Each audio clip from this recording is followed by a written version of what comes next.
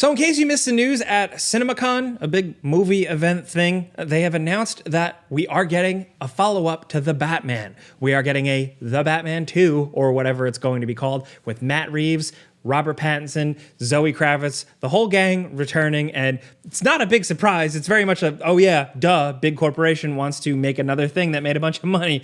But still, as someone who just loves all things Batman, and mostly The Batman, I made a whole video about how I feel about it. I really had a good time with it, but with it also hitting HBO Max now, like, it's just a good time to talk more about this movie, and specifically what I want from a sequel. Now, what I necessarily want doesn't matter. I'm a very specific Batman fan. I like certain ways. I like certain interpretations of the character more than others. I think most people have that. They're going to make their own thing with it, of course. If the movie doesn't have any of this stuff, to me, it probably still won't be a letdown, but here's what I'd like to see. Ultimately, my biggest problem with The Batman was that everything there hit all the right notes. The way the movie was created, the way it was built, the sound, the score, the cast, the acting. I just wasn't super into the mystery or the story, really. Like, it was good, but it wasn't like, oh my God. So I would love to see something stronger for the next movie. The way I feel about it is that, like, they have the formula. We talk about video games a lot here, right? It's almost like a game where the sequel is way better,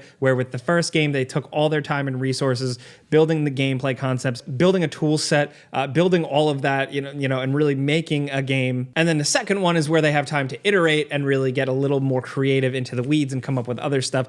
I think the Batman 2 or whatever it will be can really benefit from that. From a story angle, there's so much. They could do anything, really. And what I think I would personally like to see is actually something that I talked about when the first trailer came out, something that I thought they were kind of alluding to with that trailer that the movie didn't really touch upon as much as I was hoping.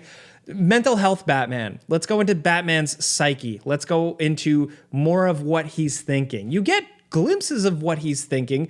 Number one, because I think Robert Pattinson's portrayal is pretty good. He wore a lot of those emotions on his face. In terms of what he said, we also got kind of bookends with him narrating, with him writing in his journal and stuff like that. But I want to go deeper into like what Batman is thinking and what it really feels like and how you have to be to do what he does.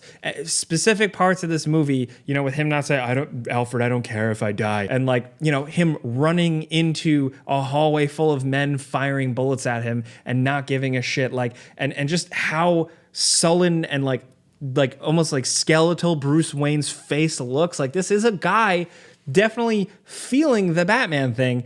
And I don't think the movie really gave time for that concept to breathe. And I think another movie, a follow-up movie, could really explore that, especially considering all the stuff they set up, spoilers, with his family, specifically with him somewhat being related to the Arkhams, which is technically super tight and very cool and very creative. They could do something with that. If they want to, shoehorn the Joker into this movie, they could have him explore that. Arkham Asylum. I said it in my last video, but I would love a second movie where it is this Batman locked in an Arkham Asylum, figuring out what to do, trapped with a bunch of inmates. But that's obviously it's like the game, but also the original book, which is incredible. But I think there's so much they can do with that. And believe it or not, especially after watching the movie a couple of times now, I don't know if this is blasphemy sometimes, because the Batman was incredible because, right, it was like almost all Batman all the time. I could actually go for a little more of this Bruce Wayne. I would like to see a little bit more of this Bruce Wayne and what's going on and how he's feeling. I know some people aren't super into that, but I think a lot of Batman stories and movies have proven that the Bruce Wayne angle can be interesting. And I think this the first Batman movie kind of set that up. On the other hand, if they're going to go for like a mystery again and keep that whole detective thing, which I still think it's necessary to double down on the fact that Batman is a detective and he does figure things out, I would like to see a stronger mystery for sure, with just stronger beats and a little bit more of a compelling mystery behind it, but also more tech. I would love to see more Batman tech, more Wayne tech. I love that stuff. And I like that this Batman is a bit more hands-on. He's a little bit more engineer-minded and chemistry-minded than just like billionaire technology-minded. I'd like to see like a melding of those two types of concepts, and I think it could continue to make this be a very unique Batman. I also think one issue with the Batman was that there was too many characters, and I didn't have enough time to really get to know or really understand any individual phenomenal character, right? Because you clearly have, in my opinion, a really good Commissioner Gordon.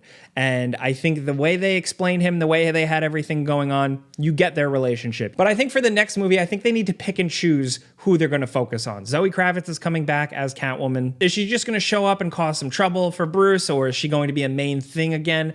Either way, pick somebody and focus on it. Give me a good, strong Catwoman thing. Give me a good, strong Alfred thing. Give me a good, strong something. Now that the first movie was a success and now we can keep making these movies, don't throw all the kitchen sink at it at once and let these characters breathe. The other character that I think should breathe is Gotham City. Gotham City in the original The Batman is fucking incredible, dude. The way they built it, the way it looks, the mood, the atmosphere, the tone, the level of detail, the level of grime, the fact that they took so much inspiration from so many real world cities and cobbled it together. It is exactly what I want. I've talked about it in so many videos like Gotham City and how different movies and different things tackle it. Make it more of a character here. Don't lose that. That's good. They put a lot of work into that. And I think what I really like about some specific Batman stories, some of my favorite Batman stories I've read in like comic books and stuff, and even some movies here and there, is when there's like a unique hook to the city. There are some features of the city that tie to its history or tie to its ties to crime families or aristocratic families that make it really interesting. You know, like things like the tram in Batman Begins being a whole plot point and also just being a symbol of like what the Wayne family's created, right? Some of the best Batman comic book stories have a plot where a villain is trying to do something, right? But it's also connected to some angle of the city, the infrastructure of the city, a political system within the city. Sometimes the actual formation and some of the original ideals behind the city. I would love to see that stuff really touched because they set up the Gotham renewal program in this movie, and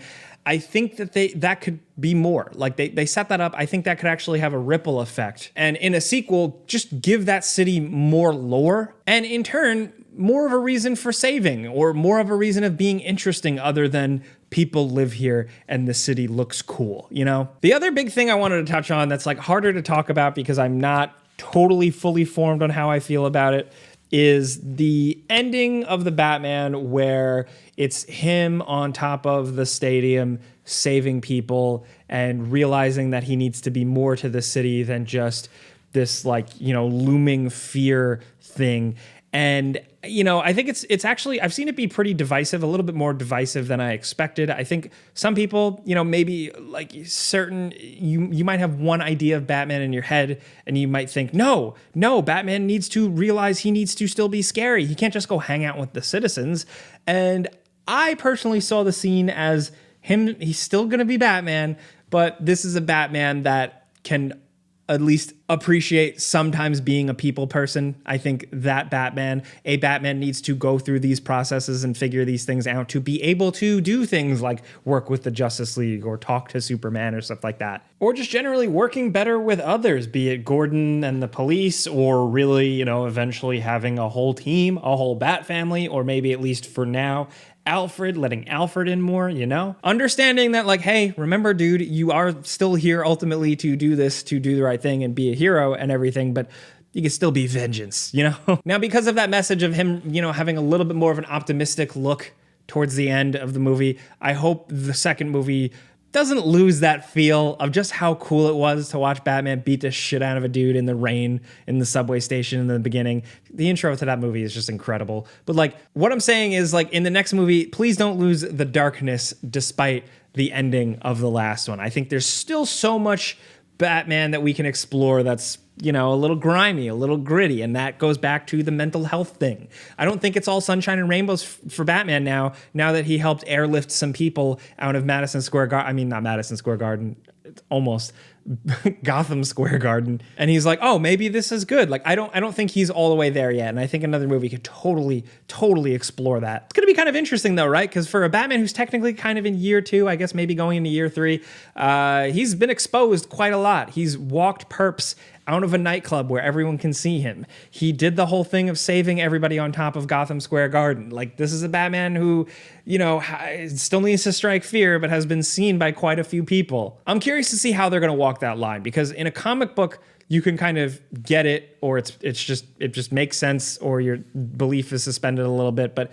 in a movie, that's a little bit harder to nail. And while we're talking about, like, don't lose the mood, don't lose the visuals, the city, the cinematography and everything, don't lose the score. Don't try. I would love to them just keep it going and build on it a little bit, but keep that same thing. Like, so some movies, like MCU movies, Marvel movies, they come up with some great memorable music and then they ditch it. I still say all the time, they figured out Iron Man's theme in Iron Man 3, and then they used it a tiny little bit in Avengers 2, Age of Ultron, and then they just ditched it. The theme they built here for this Batman is so goddamn incredible. I actually think it goes beyond the movie. Like, I think the movie ultimately is a pretty simple Batman crime story. It's almost police procedural, and yet the music evokes this like haunted, Halloween, grim, somewhat evocative of Danny Elfman's Batman, Tim Burton stuff, and a little bit of animated series stuff so well. It's like, it's better than the movie. It's too good. So what I'm saying is keep it and use it for the next one and just make it better. This is a little bit of a negative Nancy thing, but don't use the book. Did anybody else read the book, the official movie tie-in book, that it's kind of like a prequel about how this Batman came to be? It's written for like young adults. It's just a simple little movie cash-in tie-in thing. I didn't like it at all. I thought there was a couple of little interesting things with the Riddler, and it's cool to hear about how he built the Batmobile and everything like that. But this it just did not come off to me. I was like, I didn't want to read this. I don't like the way this Bruce Wayne became Batman. Like, please don't make that canon, or just don't acknowledge it too much. Or maybe that's just me being petty, me being nitpicking. I don't know, but I am curious to see what they're going to do, because again, like I said, I want this next one to really focus on Batman, on Bruce Wayne a lot. I know there's so many movies that have, but I think in this angle, in this realm, it can be interesting to really explore the brain of him. Now, with that, the big question, everybody, like a lot of people want, like, the villain, I don't care who it is. I actually, I don't really need it to be the Joker. I think I'm good. Keep building that Joker.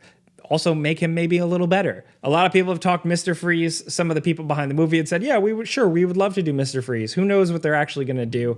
But the other angle is Robin. A lot of people are saying, like, oh, this Batman, it would be cool for him to take on a Robin.